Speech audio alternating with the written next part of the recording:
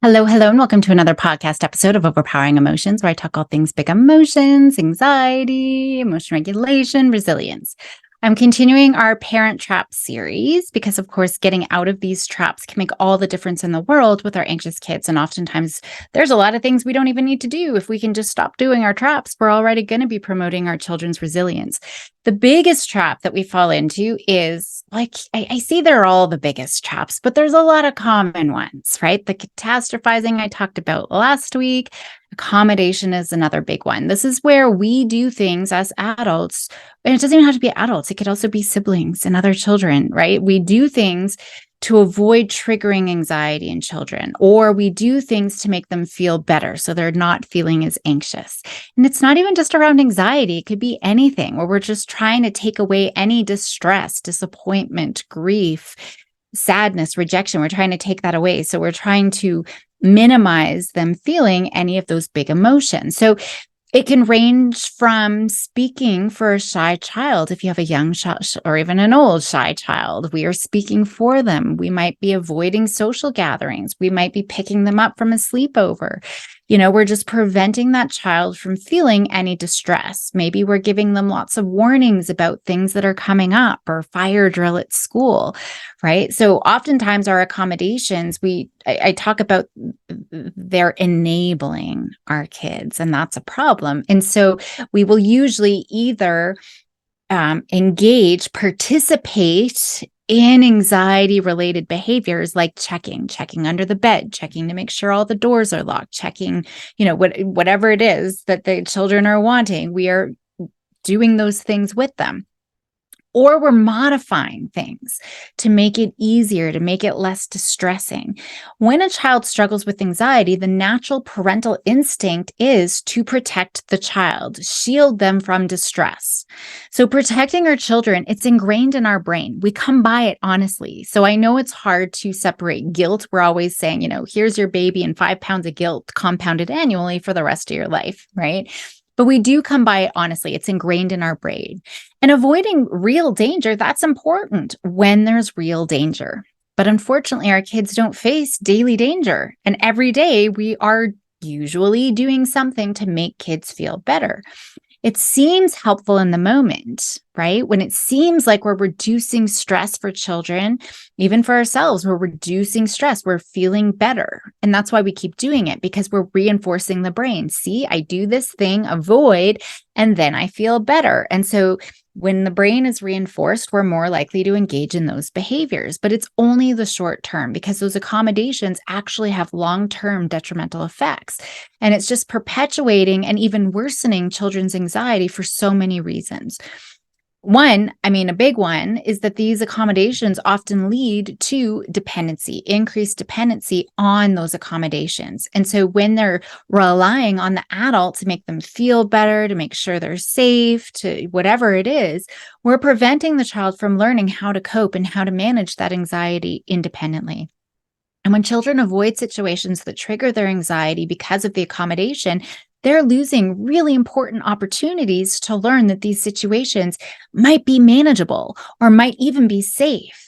And that avoidance reinforces the belief that the feared situation is indeed threatening, and it's strengthening the anxiety. See, you came to pick me up from the sleepover from in the middle of the night. Therefore, it was a big deal. I can't handle it. And remember, anxiety is the belief that I can't handle it. See, you're reinforcing that because you're coming to pick me up. I need you to feel better. Accommodating behaviors that can inadvertently teach children that avoidance is the way to go. It's an effective coping mechanism because, look, I feel better. But over time, that really leads to maladaptive coping strategies that's really impeding their ability to face and manage stressful situations, anxiety-inducing situations independently. And let's face it, a lot of these situations are just everyday things that kids need to be able to manage, right? So that can become a problem as well. And when we have these repeated accommodations, that's just eroding the child's confidence in their ability to handle any stressful, anxiety-provoking situations. This is their self-efficacy. We are robbing them of opportunities to build, not even just robbing them of opportunities, we are stripping their self-efficacy. And the lack of self-efficacy, that can make children even more vulnerable to anxiety and depression and less likely to engage in any, helpful coping behaviors. And we see this ripple effect of accommodations, right? Where we're straining the family dynamics too. So now oftentimes parents are feeling frustrated. Maybe there's resentment among family members when this anxiety is just taking over. It can also increase this imbalance in the environment where the needs of the anxious child is overshadowing those of other family members. So there's lots of things. I could go on and on just about the detriments of accommodations, but when children do become reliant on those accommodations, they often struggle, not just in terms of their emotional well-being, but they struggle socially, they struggle academically. And it can start spreading, right? It generalizes so quick. So they might avoid participating in group activities and maybe eventually, even going to school, leading to social isolation, academic challenges. What the heck are they going to do when they have to go, to work and things like this? While the accommodations are well-intentioned, I know that none of us want to ingrain anxiety in the brain. That's what we're doing. We're ingraining those anxiety pathways. We're strengthening those anxiety pathways. None of us are wanting to do that. None of us are wanting to make anxiety worse. None of us want to cripple our children's resilience, but that's what accommodations do. We have to find better ways that are actually helpful in supporting healthier coping mechanisms and resilience in our kids. So we need to shift away from accommodations to empowerment. And we do this through allowing them to face their fears, to sit in distress, to sit in disappointment and losing a game. I hear it all the time. I'm at the rink and families are like, oh, you played your hardest, don't worry. And they're giving all of these reasons why they should have won, trying to make that disappointment go away. Well, we're minimizing their feelings and they're never learning how to cope with that feeling. They need to learn now. Everything, grief, rejection, disappointment, the more experience they have handling a full range of emotions, the easier they're going to have as an adult. We don't want to wait until they're an adult to have experienced their first rejection, their first disappointment, because they're going to fall so much further and harder. We can do exposure practice sessions. So we're practicing feeling big feelings. We're practicing facing whatever is stressful for us or creating anxiety, or we can capitalize on anxiety provoking situations that come up, because I bet there are ones every single day, especially for our anxious kiddos. So maybe, we are having controlled conditions where they're confronting their fears in a safe and supportive environment. And that approach really helps them build their resilience, and they learn that I can manage my anxiety. I have a whole other, series of episode on exposure, letting our children face their fears. So I'm not going to be getting into that today. So definitely go check those out. I also have series on teaching them the coping skills and problem-solving skills to help them with those. So check those out. I'm really focusing on the accommodations for today and the traps in this series. But I do want to focus on what we need to do as they relate to the accommodations, especially because we can't force our kids to do things. So we want to give them the opportunity. We want to make sure that they've got opportunities to experience big emotions, face those stressful situations, but we can never force them. So if they're like, no, there's no way I'm going to school, there are things that we can do. We can change our own behavior to promote their independence simply by stopping the accommodations we're doing. We're still supportive. This is not tough love. And I think that that's really important. I am an attachment parent. I am an attachment psychologist. I understand the importance of attachment. I'm not saying suck it up, princess, and get to school. It's not tough love. We are supportive. We are validating their situation. We are showing them that we feel and understand their perspective. That is so important. They need to feel heard. They need to feel understood, because if they're not, they're going to push back, and that anxiety is going to get worse. The power struggle is going to get worse. So that piece, that supportive piece, is super important. But then we also want to show the confidence that you can handle the situation. I know you can handle it. We do not want to perpetuate the story that you can't handle it. That's what accommodations are doing. So when we're responding with support and confidence, we're helping them gain confidence in their ability to manage anxiety. This is our role. Our role is not to jump in and save. For sure, if there's a real danger and they're about to be attacked by a bear, jump in and save your child. Okay. But if it's every day, it's a reasonable risk, it's a reasonable situation that all children are facing, like a friendship fire or a broken heart or having to go to school, having to write a test. It's about providing balanced support. So we're empathetic to the child's anxiety and we're validating their experiences, but we're not reinforcing it through that excessive accommodation. We're tapping into their expertise. We're asking them how they are going to manage. Right. We can also do other things, on the side, like encouraging decision making to build their sense of autonomy and competence.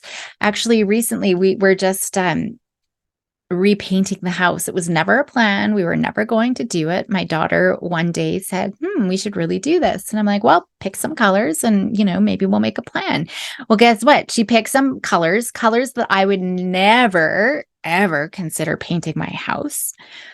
And I said, okay, if you're willing to help paint, like, let's do this thing. So not only did I let her pick the colors, I also let her paint my walls. And I wasn't going around touching up, if there's little things. She had ownership, right? And she has come out so confident. And I was like, oh, I'm not sure about this color. I feel like I'm in a hospital. Like it was just a baby blue. I'm feeling like it's very clinical, very sterile, just wasn't loving it. But she's actually just finished it today. It's beautiful. And the sense of autonomy and competence that come from that. So giving them opportunities just to make important decisions, to do important tasks, not just paint your room that nobody's going to see, like paint the whole living room. She did the whole living room, the whole kitchen and the hallway. So it's a lot. So we want to make sure we're doing those things and acknowledging when they are being brave and when they are doing hard things. It's not just scary things, it's just hard things as well. We want to make sure we're giving praise to their efforts to whatever it is, face their fears, to do hard things, regardless of what the outcome is. It's about the effort, the process. So that's what they have control over. So we want to start by looking at our patterns of accommodation and what we can start to change, right? We're not going to stop everything all at once. I want you to be successful. I want them to feel successful, but we got to make sure we're consistent in whatever it is that we are going to decide that we are not going to accommodate anymore. So just think about, what are you doing for your child that they can do for themselves, or for students in the classroom, or if you're working with families, right? You can encourage parents to look at what are things that you are doing. And maybe it's not even for anxiety. Maybe it's for anxiety, but maybe it's not. Maybe you're still packing their lunch. Maybe you are still helping them pick out their clothes. 3-year-olds can pick out their clothes. So what are you doing for them that they can be the boss of themselves? So choose that thing. And then being consistent in our approach, that's really important because change takes time. So they need to know that they do have to figure it out, right? And know that they can. So it's important for us to remain patient and supportive and consistent throughout the process, especially if they're going to push boundaries and push our buttons just to see if we're going to cave in and do it for them, because that can happen. It's really important. So first, to be aware of the accommodations that you're providing. And so then we'll create a plan. Once we realize we want to list all of those accommodations, once we have them, we can create a plan for all the adults to assess their accommodations. And so maybe grandparents, maybe teachers, maybe coaches, what is everybody doing to accommodate these things that we can change and modify, right? So list them all down. Identify what triggers those behaviors in you. What is it that makes you feel like, I have to accommodate? Oh, my baby, I don't want them feeling scared. I got to jump in and save them, right? Or, oh, I'm worried, but whatever it is, there's something that's triggering our heartstrings. And then we got to figure out what the opposite would be and start doing that opposite consistently, right? Ideally, all adults are doing this across environments and whoever else might be. So I'll go through a couple of examples of accommodations and what we can do to help our children overcome anxiety. So I'll just go through, I'm never going to ever talk about a real case, but just kind of common things that I see. So let's say we've got a girl, Emma, 10 years old, socially, anxious about social situations. I don't like having specific diagnoses because I bet, the anxiety comes up in other places. It's transdiagnostic. We want to just focus on the process of managing our anxiety. So parents often speak for her in social situations. They don't have play dates. They don't put her in extracurricular activities because they want to prevent that anxiety from escalating. So we want to, identify all of those accommodations and support parents' own emotion regulation in managing their own distress, especially when they're seeing Emma in distress herself, and working on reducing those accommodations. So, maybe they'll start encouraging Emma to make a small purchase at the store. Cool, kiddo. If you want a bag of chips, here you go. Here's the money. You got to go get it. If you really like, no skin off my back, right? I don't care if you have chips or not. It's up to you if you really want them. So then they can go and do that thing. Maybe you are in the store with them, but then eventually, like, I'm going to wait in the car. You go get your chips. Maybe they do organize some short, structured play dates, with one friend at a time, and then increasing those expectations. Now, I wouldn't say we're going to start small, kiddo, and then we'll build up. We don't want to do that because we're sending the message, you can't handle a huge sleepover with 10 girls, so we better go small so that you can handle it. No, I don't want to give that message. Collaborate. What does she want? If she wants to go straight for the sleepover with 10 girls, amazing. Because if she can do that, then everything else is so much easier. But we want to give loads of opportunities for Emma to realize, hey, I can initiate conversations with peers, even if it's super awkward. I get over it. Hey, I can go do things with other kids, and it's actually quite fun. So then the confidence grows and she can learn to manage those feelings in social situations, and I can handle it. That's the most important piece. Let's say we've got a grade 12-year-old girl, junior high, grade 7, 8, frequently missing school. This is a big one, big one. It was bad before COVID, but it's gotten so much worse since COVID. So now parents are accommodating by allowing her to stay at home, especially when things get stressful. So we're working on with her to create a plan to get her back into school. That's really important. When they're still little, we can still pick them up, and it's okay. If they're still little enough to pick them up and take them into school. But it gets to a point where they need to walk in the doors on their own. Okay. So when we can't do that, when we can't pick them up but just take them in, there's no way we can force them into the school. So this is an example of how there's things that are out of our control that we can't force them to do things, but we don't have to give them access to electronics when they're home.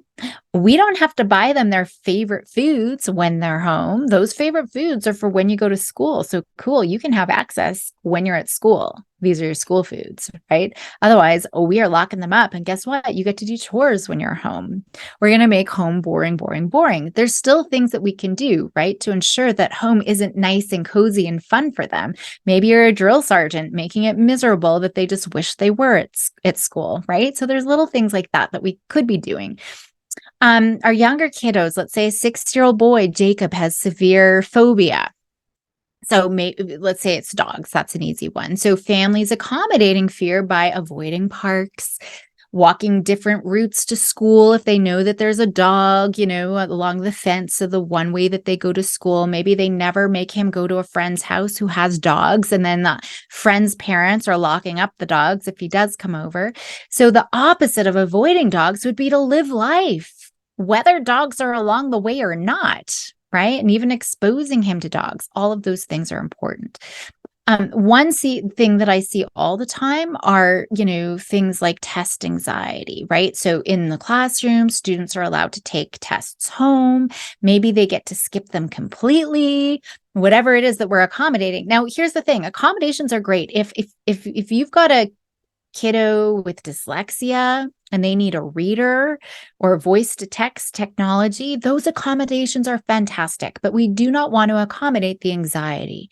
It's not going to help them. So we need to create plans so that they can learn, hey, I can take the test like everybody else in the classroom. And that's the thing. We're focusing on reasonable risks that other kids their age are doing. So that's important.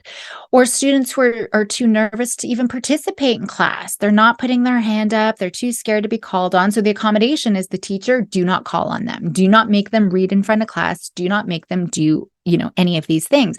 But it just makes it worse. I was consulting with a psychologist who said, I can see in grade 4, they started putting these accommodations in, and it was super minor. Don't call on her in class. She doesn't need to put up her hands.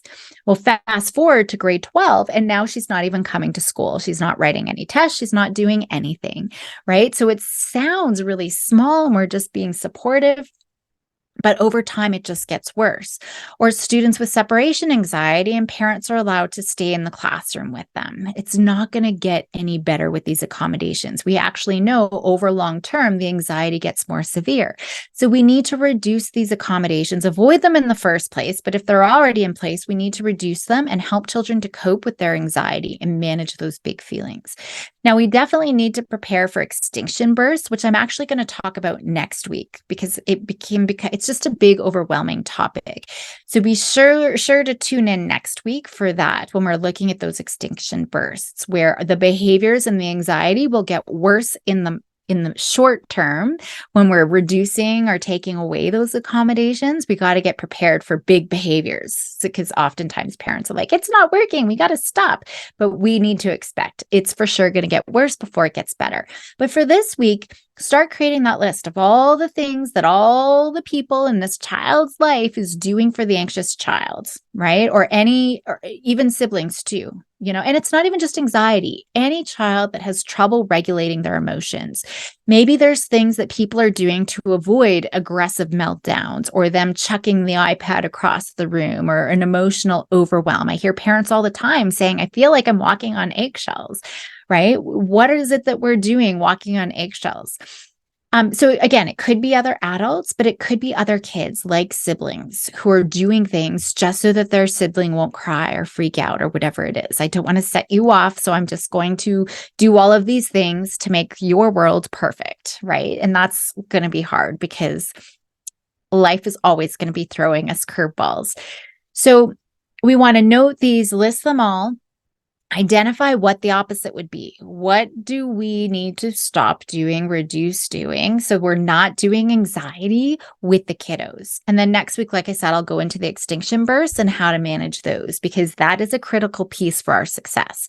So I'll leave it there for today. There's lots of things that we're thinking about. In the show notes, actually, I'll put some more examples of common accommodations that I happen to see. So definitely check those out. Have a lovely day. Go help those kiddos be bold and courageous, and I will see you next week.